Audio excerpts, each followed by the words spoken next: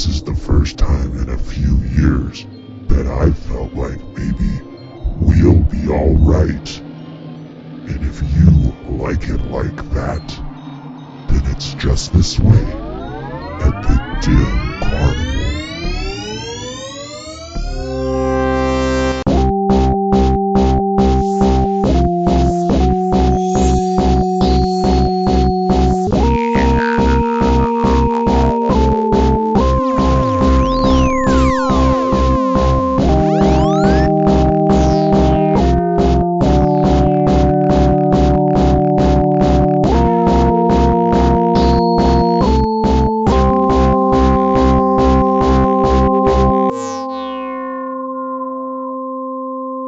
What's up, everybody? Welcome back to the... Nope. Don't use this one. What's up, everybody? Welcome back to the Dim Carnival. I'm Bill. I'm Steve. And I'm Ryan. And this week we're talking about the second half of The Calm, or if you prefer, The Clam. And we're talking about the last 4 tracks, which is Deadbeat Moms, We'll Be Alright, Like It Like That, and Off the Track. And this should be an interesting week to talk about these things. So let's go ahead and talk about them. Hey, guys. How you doing? Mm-hmm. I'm pretty chill, man. I gotta say, I'm pretty calm. Pretty calm. Ooh. Like I'm floating in jello, maybe a little bit. Floating in jello. Wow. That's how this second half of this record makes me feel. Mm-hmm. I don't know. I feel like my shit's looped like a bowl of soup. I don't know. Bitch, back up, cause you're dimming my shine. You got 9 kids, only 2 of them mine. I get you cigarettes, weed, Pampers, and Similac. Bitch, start giving back, fuck hitting that. Your shit loop like a bowl of soup. And every time I'm with you, I'm smelling nothing but... Well, let's dive right into this bowl of soup. Because we're talking about Deadbeat Moms. If you haven't taken a listen to Deadbeat Moms, go ahead and take a listen right now. So this track is produced by Isham, and it features Isham. And it's Deadbeat Moms. And I gotta say, I think I might have a different take on this track than you guys, but let's hear what we're talking about. Well, I'm gonna jump right in with it starts with a skit. So it's actually a skit that rolls over from the previous track. Right. Yes. And kind of an interesting, kind of a funny skit. Like it's a guy and he's on a date or something. Maybe he's got a lady over. And then he needs to check his messages. I guess maybe they're getting back to his house. I don't know. They must be on a date, right? Are they going to hook up? I don't remember. But he plays the messages and he says to her, "Hey, do you mind if I listen to this message? I've been applying to places all over town waiting to hear back about these job applications that I filled out." And once he plays the message, it ends up being a nagging phone call from his child's mother asking for child support. Mm-hmm. And he's like kind of embarrassed, I guess. Sure. I can see how that could be embarrassing. Right. Especially after you just get back from the crop circles and you need to check your messages because you've been out in the crop circles all day. Well, I think Steve said last week that this is the one track on the album that he really hates or just doesn't like. Steve, I'm not going to put too many words in your mouth, but it doesn't if it stands out, right? It doesn't really have anything to do with the idea of the album. Sure. But it's essentially about women who have a lot of kids so that they can collect child support. Yeah. I mean, that's what they're saying. Yeah. That's what they ostensibly, all say. It's about women who quote unquote try and trap a man by getting pregnant. But I have a different read on it. But Steve, I want to hear your thoughts on the track. I just, like I said, I skipped it a lot. When I got this album, I so much loved the first 4 tracks, and then when I got to this track, I skipped it halfway through. I was like, nope. And it took me forever to even listen to this track. And to be honest, what all these years later, 15 years later, listening to it, it's probably the first time I've really, really paid attention to the lyrics from through and through, because I just never cared for it. It's just a hack joke or whatever. Like, not even a joke, but just, I don't know. It's just not funny to me. or I don't believe it. You know what I mean? Like, I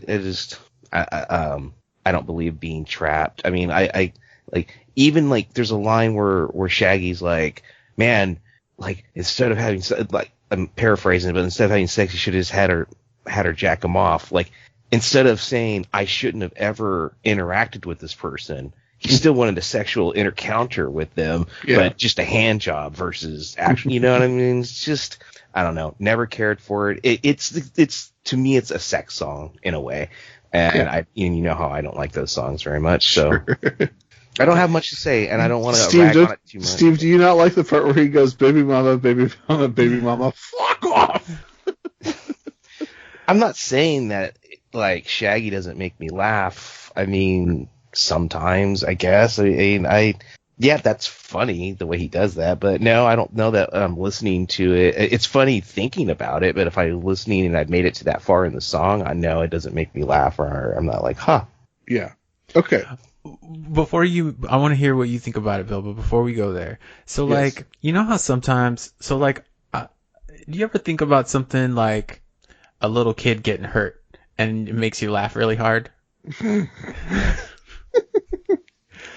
So like, that happens to me, and I don't really want little kids to get hurt. I feel bad whenever I don't know, but there's things that I think about. It's so shocking. Sometimes violence against an unsuspecting target can be so shocking that it makes me laugh, right? And that's how I feel about a few things in this record, or in this track. One of them is Isham's line about his 30 kids when he says, "Don't tell me shit that none of them did." And the idea of having 30 like illegitimate children that you don't want to have any part of in your life is so shocking to me that it made me laugh as soon as I heard it, you know? Okay, that plays into what I'm going to say, but sorry, do you have more? No, please, go ahead. Okay. All right. I'm probably wrong on this. I'm almost certainly wrong. I have a completely different read on this song. And so it starts with the track. So you would think that this track would be called something like Baby Mama or something, but the track is called Deadbeat Moms. And that isn't a thing. Like, Deadbeat Dad is a thing, like very famously a thing. Deadbeat Mom isn't really a thing, but like, so Violent J's verse like is pretty straightforward in terms of like, here's what this song is about, and here's the perspective from which we're singing the song. But Isham and Shaggy's verses especially, so like there's aspects of Violent J's verse that sort of line up with my reading and interpretation of the song, but Isham and Shaggy's verses especially, these are reprehensible men who are victim blaming, shirking responsibility, like overtly, like, don't, like, I have a kid with you, but don't call me while I'm in the Bahamas with my other two girlfriends that I met with the Hummer from last summer. And how did you get the mother of my child, did you get my new number? Like, all of the things that these men are saying are like reprehensible. These men are very clearly in the wrong in absolutely every aspect of what they're saying. So like, what my read of the song is, based mostly on Isham and Shaggy's verses, is this is a song, like, this song is not to be taken at surface level. This song is about like men who complain about the mother of their children, or like, this song is called Deadbeat Moms. It's actually about deadbeat dads and how deadbeat dads like justify behavior and twist behavior on other people. Now, like, I freely admit I'm probably wrong here. Like, this is probably not a song with anything deeper than surface level. This is probably a song about how it must suck from this perspective to be a dude who just wants to fuck and be carefree, but you have this kid and this awful woman who's the mother of your kid that won't leave you alone about it and just wants all your money. Like, that's probably what it is. And it's probably very, very crass and senseless. But I will say, if you were going to make a song about like how deadbeat dads suck and they blame all of their misery and their awful behavior on the mother of their children, you couldn't do a better job than this song does at portraying. So on that level, I think this is a good song based on my specific interpretation of it and my choosing to willfully ignore that that's probably not what this song is about. But like Violent J, like right from the beginning, like Violent J, like blaming, like this is clearly a woman or an individual who is living below the poverty line because she's on food stamps.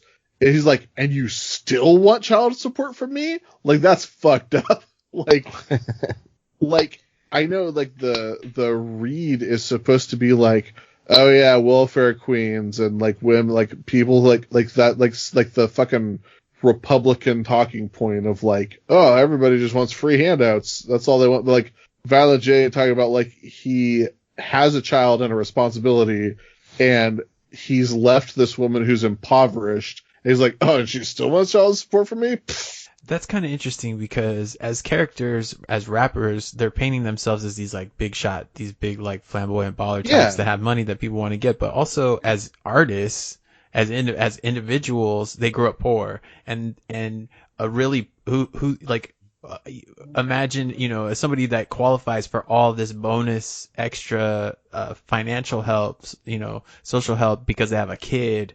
You know, if you're poor and that's all you have access to, then you have this person's getting more resources. So she actually might have more than him. Right. You know, but so I'm actually rethinking this as I'm looking at the lyrics again, because the very first lines are back up because you're dimming my shine. You got 9 kids, only 2 of them mine. So this is a reprehensible person who is saying this. Like, there's no read of this where Violent J is cool. Like, there's like, maybe there's reads of like Isham's verse where he's cool, but like all of these, like all 3 of these men are like very clearly in the wrong. And there's no read on especially Violent J and Shaggy Tudo's verses where like these are cool, successful, rich rappers. It's just people who are trying to shirk and deny responsibility and blame every fucked up thing they've done on the woman who's stuck raising their children. Right. Jay blows up the court so that he doesn't have to pay his child support. Right. Yeah, I think they're just kind of stunned, you know? They're like really, I think they're just trying to like boast about how much they don't give a shit, you know? Sure, but they could boast about, but they could shoot, like, I know like it's all about like scrubness and stuff, but like there's a way to make this track like Kanye West Gold Digger, right? There's a way to make this track where like the people singing the song come off as cool and above it and like actually wrong, as opposed to like, you know what? Only 2 of your 9 kids are mine, so I'm going to resort to domestic terrorism to get out of paying child support. I think it's interesting to contrast this with Homie Baby Mama. Yeah. Because everybody got love for somebody, you know? Maybe the 2 subjects are intertwined. You know what I will say is that, like, it really obviously stands out as being, like, for our personal politics, this is not a song that's going to fly with us, right? It's just, we're just not going to vibe with it. But when I was listening to it, I thought it actually is pretty soft for a misogynistic song from ICP. They're generally pretty violent and overt, and like if I can remember correctly, the worst thing that happens is he like almost comedically like shoots her in the butt with a rifle. I mean, it is a real gun that he does shoot her right in the butt, but you know, he shoots her in the butt. He's not like cutting her head off and humping her naked body. Shaggy does kind of casually say that he'll choke all 4 of them out. Yeah. So yeah. But that's like, it's not even like Another Love Song is much more violent than this. I'm not trying to give it a pass. Yeah. I'm just saying, like, I was listening to it and I thought the violence was a little bit more comedic and or whatever. So I was like, well, I don't know, maybe that's a progression for them. But I'm sticking by my read of it where it's actually it's deeper than, because like if they can be deep enough to like do Off the Track as a way to set up a roller coaster album, like I'm gonna say like Deadbeat Moms is actually like it's supposed to be about the dads being deadbeats. But if they, I understand you're reading into it, and I will admit I never even gave it that much of a listen to give it a chance for me to think, oh, are they being meta in this, or Right. But if they had a history of doing that, I would be more apt to be like, yeah. But the only like real takeaway is it's not violent, or it's cartoonishly violent when it is. Like, I don't know, if it wasn't such a huge issue in our society, Yeah. For sure. Maybe it'd be funnier, or you could look at it at a deeper level. If they, and again, like I said, if they had a history of doing that, maybe. All I'm saying is, if that is the second meaning, like, they're having their cake and eating it too. Because, like, they've created a song on the surface where it's like, yeah, fuck baby mamas. Yeah. While still being like, it's actually... This song's about God! I feel like either way you read it, it doesn't fit with the tone of the album. I feel like it shouldn't have been included. Not. I just Correct. feel like it really throws a wrench in the whole flow of the album. Yeah. I will give the song this: the outro. What that guy says is actually pretty funny. Yeah. And it flows into the next song. And what I finally made myself listen to that song was when because I always skipped it, but there's the little bit of the tag, or the skit going into the next song. And I'm like, what the fuck is he saying?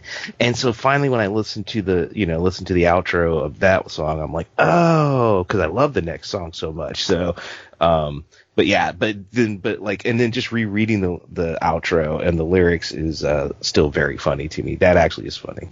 Yeah. This track shouldn't be on the album. I think maybe it's possible like Eshawn was like, oh, I made a track for the EP, and they're like, oh, hell yeah. What do you think it should be about? What do you think it should be about? And he's like, I don't know, like baby mamas. And they're like, okay. He like already came in with his verse in there. All right, shall we move on? All right, the next track is "We'll Be All Right," and if you haven't listened, take a listen right now. Turn shoulders, they all locking me out, it's getting colder, but I'm okay, I just move on, I can weather any storm, I know in the long run, we'll be alright, it ain't no This is a good song, man. This is another laid back one. This one actually sounds like it should be on this album. I agree. Yes. It's about how you can have the worst luck in the world, but you know what? We'll be all right. It doesn't matter. Right. I don't really know. I didn't really write down too much about like what this song was about. Yeah. But there's a couple of things I think are interesting about it. First of all, the beat. Mm-hmm. Oh, it's got the little inchworm stuff on the chorus. That very famous like inchworm like organ sound. Yeah, it's the beat to the verse is one of the coolest fucking beats that I've ever heard on any record ever. It's fucking amazing. But the lyrics, the way that they rhyme during the verse, it's kind of weird, and it doesn't really super match to me. And they're being kind of monotone while the music in the background is going all over the place, man. Mm-hmm. And then the chorus kicks in, and it's this like splash of water in your face, and then you're like in a swimming pool, and you're like, "Holy shit, what the fuck just happened?" It's good. I think it all works. I think it makes it work. Yeah. I think that that's by design. I think that there's like such a disparity between the verse and the chorus, specifically to have the chorus have maximum impact. But you're disappointed in the verses. Well, no, I love the music of the verses. I just think the way that they rap in it is kind of weird, and it's like so flat. But it makes sense for what you're saying, you know. But the chorus, the beat of the chorus is like really flat. Like it's like a real dry drum, you know. And to me, the verse seems like this track might be designed to be one of the last like 4 songs in an ICP show, where they're going to be like just marching around the stage, throwing Faygo on everyone and waiting for the lights to come up all big on the chorus. Like this would be a great song to see live, I think. Yeah. Well, I mean, I guess it's mostly the song is just about kind of like how they've overcome like trials and how life's hard and and all that, but they're going to be all right. You know, in the end, in the long run, as they say, we'll be all right. And I really love the way they sing that. Jay, I guess it's Jay singing that chorus. Yeah, it's great. But I just want to talk about the skit at the end of this track. But Steve, let's hear your thoughts on "We'll Be All Right." Excuse me. I'm not gonna be all right. This song, I absolutely love this song. I totally understand what Ryan's saying about like how the verses, like the way they're rapping, is flat and monotone. And again, I think it's different than what they've done on a lot of things. And like you said, being juxtaposed to what's going on with the music, and then the flipping, like flipped upside down or a splash of water in your face when you get to the chorus. Like, I just think it all works perfect. I like the down and out, like things are fucked up, and it doesn't have to, it's not necessarily them. It might be things from their life that's from their perspective, but like anyone hears this song being poor, like having fucked up stuff happening, and then them still being like, it's gonna be all right, you know? And and even though they've had really positive songs up to this point, it's still, especially I guess coming right after Baby Mama or Deadbeat Moms, I mean, I don't know. I really love this song. It's always made me feel good. If I remember being really stressed out, I was heavily listening to this album when I was in school and working full time, and I just remember sometimes just being like, I don't want to do this anymore, and like listening to an ICP song to be like, yeah, it's, not listening to an ICP song of hearing songs about cutting people's heads off because you're pissed off and being like, yeah, but being like, no, everything's going to be okay. Like, I loved it. I love that aspect of it. It's one of the reasons why I love this album so much. For sure. Yeah. Oh, it's great. I love it. But I also, like I said, love the skit. The skit at the end is Shaggy and Violent J in a store buying some clothes, and the guy, the very personable clerk ringing them up, then tries to start scamming them out of somebody. But I just it's like one of the most authentic sounding skits they've done in a very long time. Yeah. And I can't get over the what you need about a 4X or something, and Jay gives him like a fake laugh, and he's like, hey, Slap Pimpin', I know you need about extra medium or something about my side. He's like, check out these Timberlands. No. You guys look familiar. You look like you're in that movie with Jamie Foxx. Yeah.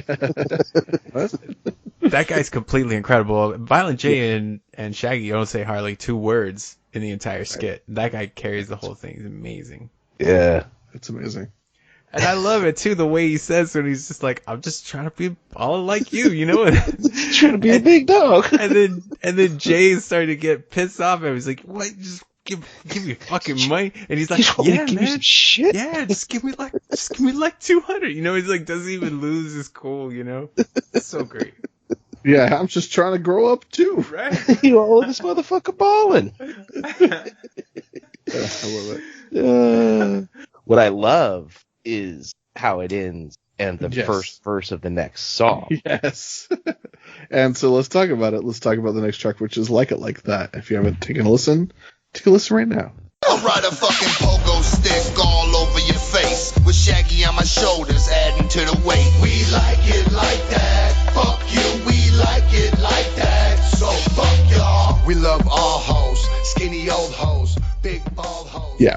I'll ride a fucking pogo stick all over your face with Shaggy on my shoulders, adding to the weight. One of the best, gotta be one of the all-time best first lines in an ICP song. Hilarious. It's It's up there with Violent J, back like scoliosis. Yeah. Yes.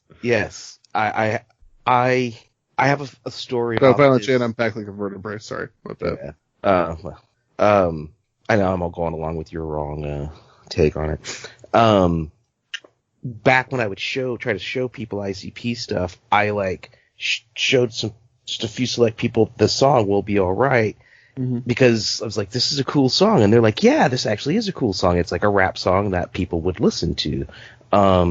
and then it goes into the skit, and they think the skit's funny, and then it goes into, and then it goes in Like It Like That, and when they hear that first verse, they're like, nah, I don't like this.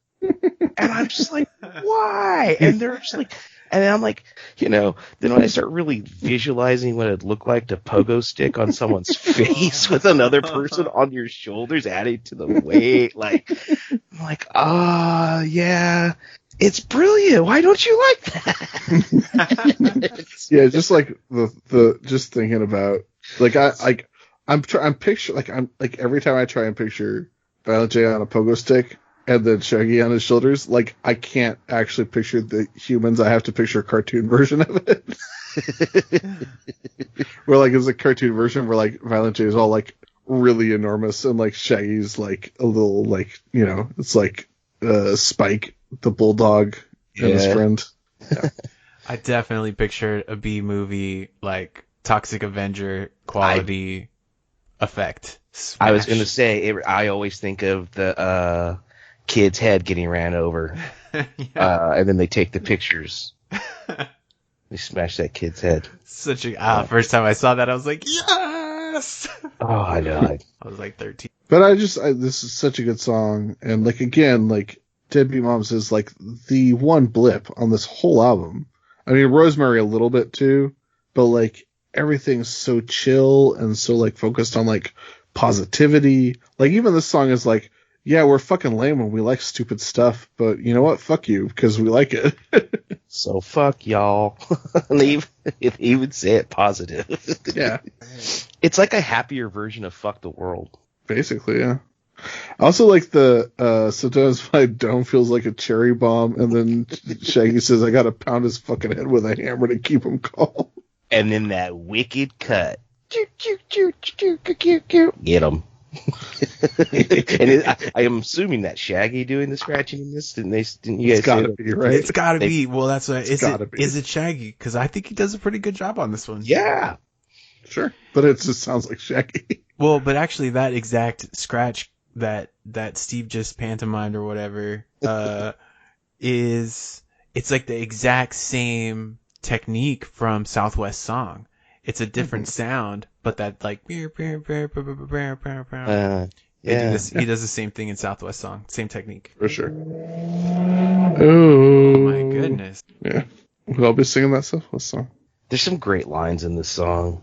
Yeah. I don't know. I love the way, like, when the streets go quiet, it means something wrong.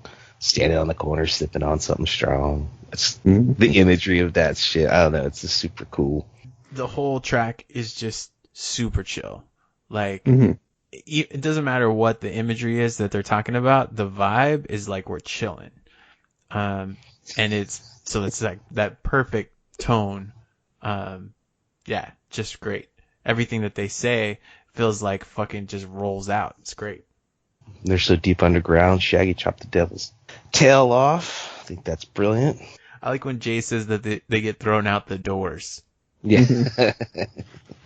I like the idea that they're living in a fun house, walking through mirrors and walls. Yeah, rains in the hallway.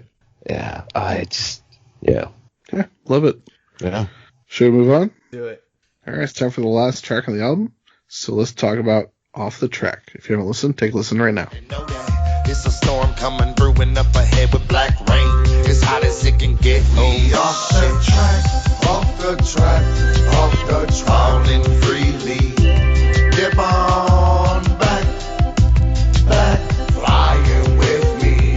We off the track, off the track. All right, this is it. This is the last track on the column, letting you know that they're off the track right now. But the next time you see us, we're going to be on the track because it's going to be The Tempest in 2 years. Fucking amazing.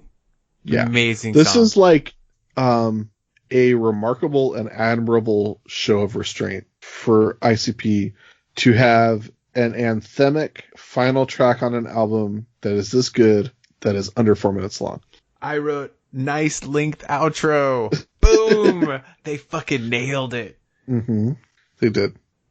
This is the ultimate vibe. So if you thought you were lounging in Like It Like That, now you are actually floating, like free falling.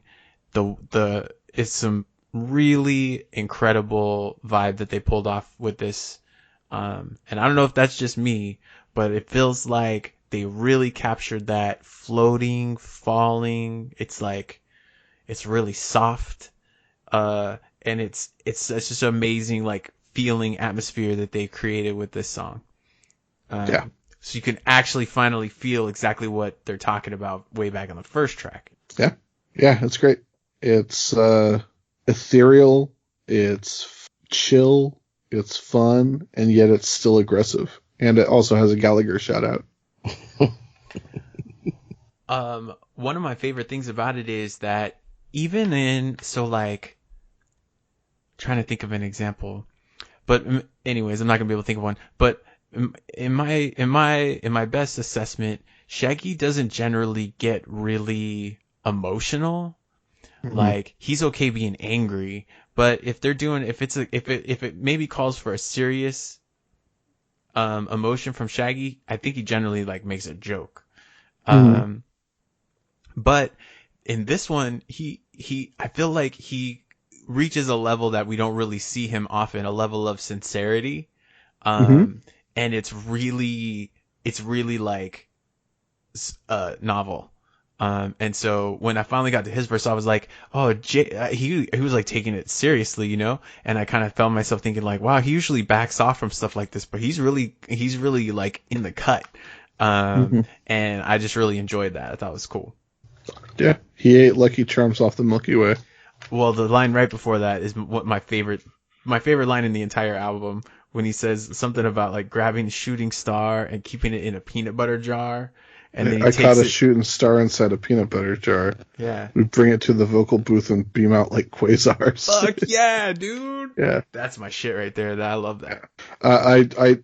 Yes, Shaggy's verse is great. I want to also talk about Violent J has two of my least favorite lines he's ever done, which I'm not mad at him. Like, they're like objectively very bad, but I enjoy them in the context of the song. When he says, on the beaches of Afghanistan, talking to the reefer man, caught in an avalanche, and I don't need an ambulance. But it's fine. I also like ending the verses with come with me, I'll show you how to relax. Dark carnival wagons is flying off the tracks. Hell So yeah. come on. Yeah. Yeah. And then, like the very like last thing on the album is like, we're never gonna stop. Never. Never. Bitch.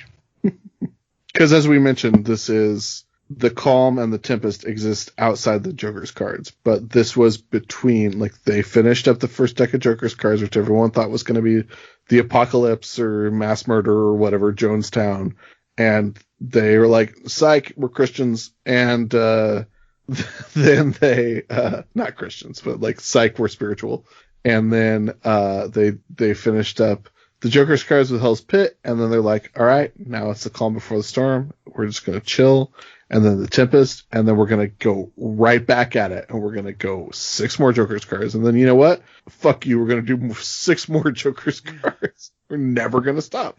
Yeah. Just like Rob Zombie said. Well, I'm all about it, man. I thought it was dope. I thought it was needed. Like, after the last record, I would welcome this. Like, if I was following along, I don't know. I guess maybe some people hate it, but yeah, I think it's dope. Like, it wasn't what people wanted at the time. I wasn't into it at the time, like Steve was, but I fucking love this EP. It's great. Yeah. It's not anything weighty, and I think that's maybe exactly what we need after Hell's Pit. Yeah, right on, man. I think they were right on with the tone. Like, if you're telling a story, maybe it didn't fit, with the pop kind of era or whatever of the time. But with the story, I think they got it right. Yeah. Here's something kind of fucking crazy. When this album came out on May 17th, 2005, it was number 32 on the Billboard 200. Yeah. Damn. Back when people were still buying albums. It was the number 1 top independent album. So yeah, another number 1 album for them. But like, this EP, after the Joker's cards were over, coming in at number 32 on the Billboard 200 in 2005. That is not nothing. Yeah. All right. They're badass. I know. And killing Steve, it, man. any final thoughts on the Clam? Not really. Just goddamn, I love this album. Out of a lot of the ones that I've talked about loving, it's the easiest one for me to go back to and listen to. Just And I'm because glad that we got to share this with you, Steve. Yeah, I've been really, really looking forward to covering this album with you guys for a long time. I was really, really interested in seeing how you guys were going to approach it. When we first started doing this a couple years back now, I thought maybe you guys wouldn't like it because I didn't know if I didn't realize that we were all just going to grow and how much we love their work. Yeah, I think maybe we wouldn't have liked it as much if we hadn't started at the beginning together. Agreed. Like I said, I listened to it at the time. I wasn't super into it, but like I think that this album came at the right time in their chronology for us to be listening to it in 2020. Right.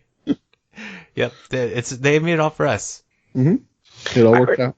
I remember when I was living out, I think on 34th Balboa, and Ryan, you had come into the city and stayed with me a couple days, and I remember I don't remember showing you this album, but when I was into this album, I was also into the Two Twisted Mutant X and Man's Myth, and I remember showing you Man's Myth, and I remember you being really unimpressed, and at one point just kind of wanting me to stop it. Sounds like me, man. And Brian was like, "Oh, turn it off!" He's like, spooky chains. And so, I mean, that, I always thought, when we get to these albums, because now we're getting kind of past. This is like my favorite. We're gonna do the other two still, and those are gonna be up there with Man Smith and Mutant X. Where I'm like, but right after that kind of breaks off. And I did listen to a lot of songs from The Tempest, but it was not the entire album. That's when I really started to spot listening to albums more. And same thing with like Violent J's second, The Shining, his second solo album and stuff like that. And so like I was texted you guys not too long ago saying I'm kind of sad. This is like my last real ICP album where I'm like, I love this album. Now there's going to be songs coming up off of other albums, but like, I love these songs like how I love this album, but it's not like an album I'm super excited about as a whole. Mm-hmm. And so it's a little sad for me. But who knows? Maybe I'll like these albums more. Obviously it's not going to be the same because, when you have a connection to something, then that makes you like it. That's what makes it so special. But, Steve, you will be very excited because next week we start Man Smith and Mutant. Next week we start Twisted, Man Smith Volume 1. We're going to listen to the first 5 tracks: Introduction, Karma, Story of Our Lives, Won't Die, and Get It Right. And we're diving in. It's Man Smith Volume 1. It's not Mutant. That's Volume 2. So Twisted, we're back at it again. And it's going to be a little while before we get to another ICP release. But you know what? Fuck it. Let's do it. Fuck it. All right. Thanks to everybody for listening. dimcarnival@gmail.com. We always love to hear from you. Tell us what you think about Deadbeat Moms or one of the good tracks off of this EP. And follow us on social media at Dim Carnival. Check out the YouTube page. Ryan's been doing amazing stuff over there. And also, of course, on Instagram is always the best. Leave us a review on iTunes, 5 stars. It helps us with our algorithm. And follow me on Twitter at Sundown Motel. Until next time, I'm Bill. I'm Steve. And I'm Ryan. And it's probably pretty hard to catch a shooting star in a peanut jar.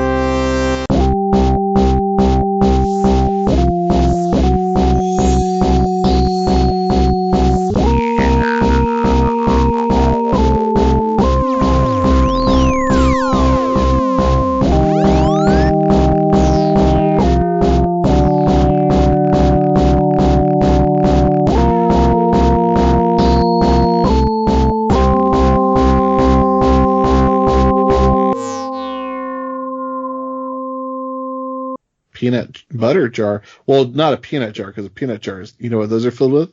Snakes!